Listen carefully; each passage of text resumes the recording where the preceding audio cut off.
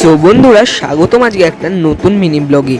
আজকের মিনি ব্লগে কিন্তু আমি আপনাদেরকে দেখাচ্ছি কল্যাণীর এটু মার্কেট সংলগ্ন দুটি কালী মন্দির এবং শিব মন্দিরের যেই নীল পূজা, সেই নীল পুজো।